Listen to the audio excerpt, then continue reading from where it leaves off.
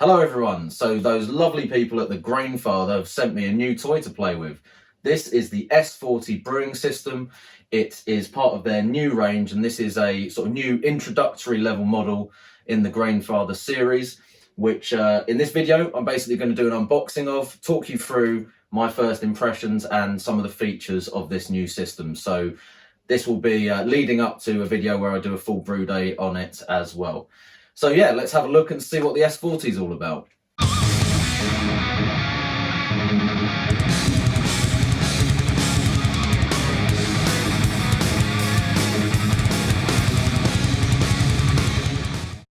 Right, so let's open this box up and have a little look at what we've got inside.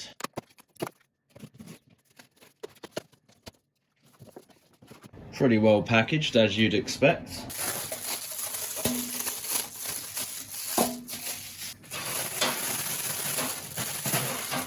So, instructions, and as you can see, it comes with a stainless steel chiller. Not sure if we've got fittings in there for that as well, but we'll have a look. Whole bunch of fittings, and part of the recirculation arm in there, I think.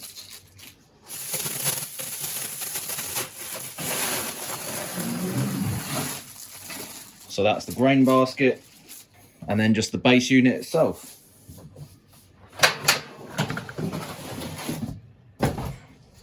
And that's your lot. So I will get that set up on the workbench and we'll have a closer look. So there we have it, out of the box and all assembled. Looking very shiny and nice, I must say. So very little assembly required with this. Really, I just had to put the handle on to the lid and attach the recirculation pipe. There were instructions for assembling the tap and a couple of other bits, but that was actually all done already. So yeah, really straightforward to assemble and put together. Still need to do connections for the chiller, but I don't need that right now, so I'm leaving that for the moment. And first impression really is just a quite formidable and fairly imposing looking bit of equipment there. So just for comparison, that is a 40-litre SS Brewtech brew pot. So just a standard brew pot, which, as you know, if you've watched the previous videos, I used with the induction hob there. This has obviously got the element and pump and stuff in the base, which makes it a little bit taller anyway, but even so, a little bit narrower, so quite a bit of extra height there as well in terms of the actual pot itself. And then that one down there is the 56-litre pot that I bought from the homebrew shop originally, but that's what I used for an HLT. So yeah, it looks pretty substantial next to those. And I'll go through the full specs in a second, but this is given as a 46-litre brew pot, but you can see, assuming these markings are accurate, which I will check later on as well, up to the brim, we're probably actually looking at about 50 litres there in terms of the absolute maximum capacity for this. So yeah, speaking of the specifications, I will go through those now. So let's just have a quick chat about the full spec for this. So the S40 brewing system is kind of like the little brother to the G40, which is also being released at the same time. By the way, get yourself over to Homebrew Griffo's channel to see his video, an unboxing of the G40 system, which he has also been lucky enough to receive from the Grainfather. So go and check that out. I'll put a link to his video in the description and on screen now. But this is essentially the kind of stripped down version of the G40. The main difference fundamentally between the two systems is that this one does not have the app functionality and the kind of wireless control and remote control that's afforded by, and programmability that's afforded by the app, and the obviously the Bluetooth controller that's included in the G40 and the previous versions of the Grainfather as well. The other difference is in terms of the chiller, you get an immersion chiller rather than a counterflow chiller. So they've basically managed to get this to the price point where it's at by removing those features and pretty much keeping all the other kind of build quality I would hope, and the other sort of fundamental features of the system and how it works intact. So that's what the main difference is between the two. So I'll just very quickly whip through the information on the spec sheet that you can see on the screen currently. So first of all, the unit does come with the usual Grainfather 2-year warranty, which is quite reassuring, and that can be a point of difference for some of the other brands and models that are available out there. Certainly something to consider anyway. In terms of features, sleek 304 grade stainless steel body. You can manage the heating with hysteresis, I hope I've said that right, hysteresis control, digital controller with color display for easy viewing, built-in pump for maximum brewing efficiencies. You can easily cool the wort with the stainless steel immersion chiller. There is the recirculation arm for more efficient mashing, obviously driven by the pump mentioned previously. In terms of the dimensions and so on, this is 680 by 480 millimeter or 27 by 19 inches. The weight here is given as 25 kilos. Now, it certainly didn't feel like 25 kilos when I put it up onto the bench. So perhaps that includes all the other bits in the box or something. But yeah, I'm not sure if that's accurate for the main unit when it's empty anyway. Capacity, 46 litres. As mentioned before, I believe that's probably sort of maximum pre-boil volume, although the actual total to the top is probably more like 50 litres. And then batch size, maximum given as 40 litres, minimum as 10 litres. So you've got a good range of batch sizes you can do there, sort of 3 to 11 US gallons in terms of the batch sizes. Grain bill, maximum 10 kilos, minimum 5 kilos. That looks like a bit of a typo to me, because if you're doing 10 litre batches, you would have a much smaller grain bill than 5 kilos. And I don't see any reason why you wouldn't be able to put less than 5 kilos in that grain basket, to be honest. Power output, 2,300 watts on the main element. This is the UK model, so that's obviously 220 volts, or is it 230 usually? 220, 230, whatever. No connectivity to the app, as we mentioned before. And included in the package is your Grainfather S40 unit itself, the grain basket, the lid, the immersion chiller and hoses, and fittings, recirculation arm and wort sprayer, and all the connections required to assemble that. So we'll get in a little bit closer now and have a look at this stuff in more detail. There's our stainless steel immersion chiller. I have never used the stainless steel immersion chiller before, so it'll be interesting to see how this compares to my usual copper monstrosities, like the twin chiller up there. Obviously that'll be something for the brew day itself. And on the unit itself, let's just spin the recirculation arm out of the way so we can show you the lids.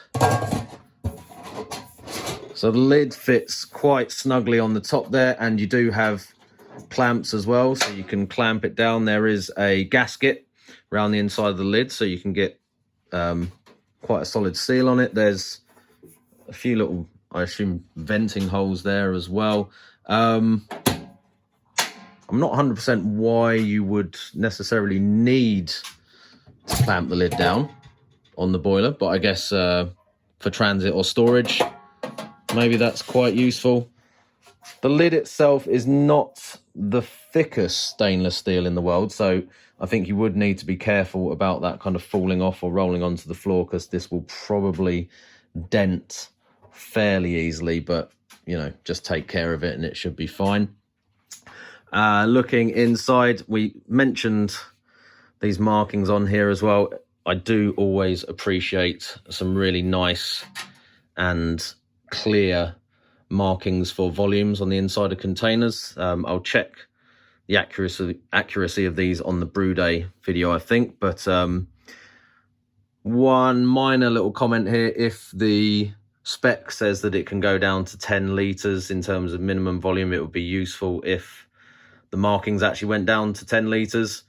Or, I mean, I'd always like it if it just had markings all the way from the top to the bottom of the pot, to be honest, so you can really get to grips with quantities in terms of any losses, or, you know, working out efficiencies and all that on your software as well. It's always useful to be able to see the the volume's all the way from the top to the bottom, but that's me being picky, to be honest. It's actually, you know, these kind of embossed markings in the steel itself are probably better than what you get on a lot of other equipment, and they are marked at every litre as well, which again on some others you have sort of only have like 5 litre even gradations, which can be a little bit frustrating for me anyway. That's just one of my little pet peeves. Down the bottom there's actually a bit of water in this at the moment, so I've just put some water in here so I can give it a quick rinse before I use it. That is the inlet to the pump down there, and I'm trying not to drop my phone in here because that would be a disaster. But you can see the tap outlet down there, and then down there next to the tap outlet is the little sensor for the thermometer, I think. I'm pretty sure that's what it is. On the outside there we have our digital controller. Seem to have managed to get dirt on this already. Luckily, that's not scratched. It was just the plastic coating on the outside. So gives you a temperature reading when it's switched on. We have a main master on-off switch on the side there, and then this switch selects between 2,300 watts or 1,000 watts, so you can select the power output for different applications. And then we have a switch for the pump here with a useful little notice to say do not run the pump dry.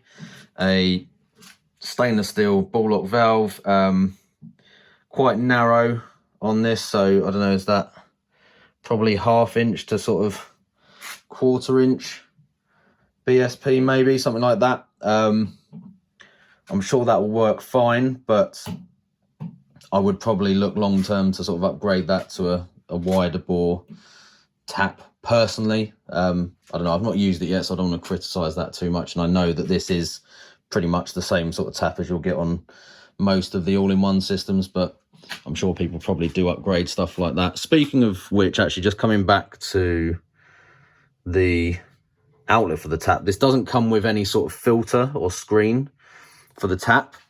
And again, that's not a problem for me at all, because I wouldn't generally use those. I kind of stopped using those a long time ago and switched over to either bagging or using hop spiders, or nowadays just throwing things in loose. But obviously something to bear in mind, people who are maybe using a system like this for the first time, haven't done much brewing, that could potentially be something you'd need to factor in terms of how you're going to stop any hops or whatever from maybe blocking up the tap when you're draining stuff out. Coming back to the controller on the front, if we press this on, obviously you can set temperature. If you leave this, it will basically switch on and start bringing it up to the temperature that's set. And you've got a few other functions on there for time setting, which is how long the heater runs for. I'll go through this in more detail on the brew day. A delay timer, and that's about all that I'm going to go through at the moment. The the recirculation arm here goes up from the back, so I'll spin that around in a second to show you, and basically just comes over the top here. You've got a little bit of silicone hose here, and then a clever little plastic wort sprayer thing, which will just deflect the wort and sort of spray it out over the top of your grain bed when you are recirculating the mash. I'll just fire that up quickly and show you that working.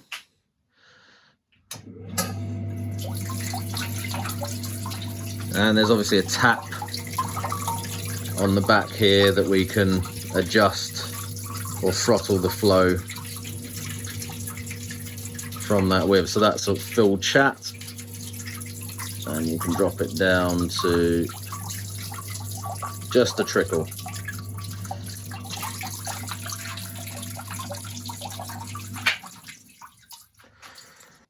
So here you can see the outlet from the pump, which comes out the side and up to the top through this recirculation pipe here that I've just shown you. That's our little mini 1/2 inch ball valve tap there that we can use to throttle the flow, and there's just a screw-on attachment here for the recirculation arm, and there's a little gasket inside there, which means that you can kind of spin this round a bit even while it's sealed. I think the instructions do say to sort of fully remove it in between steps, but I mean, it feels to me like there's no reason why you can't just swing it out the way when you need to put the grain basket in and out, which we can look at now as well. So this is really nice part of the system, I think, actually. So it's all kind of one piece. There's no screens or discs that you have to take in and out. So you literally just drop this in and out of the main unit when you're mashing. Nicely manufactured stainless steel, and you've got perforations all the way around the outside of the base as well. So hopefully this will drain nice and easily and not be a culprit for lots of stuck sparges and mashes and all that stuff.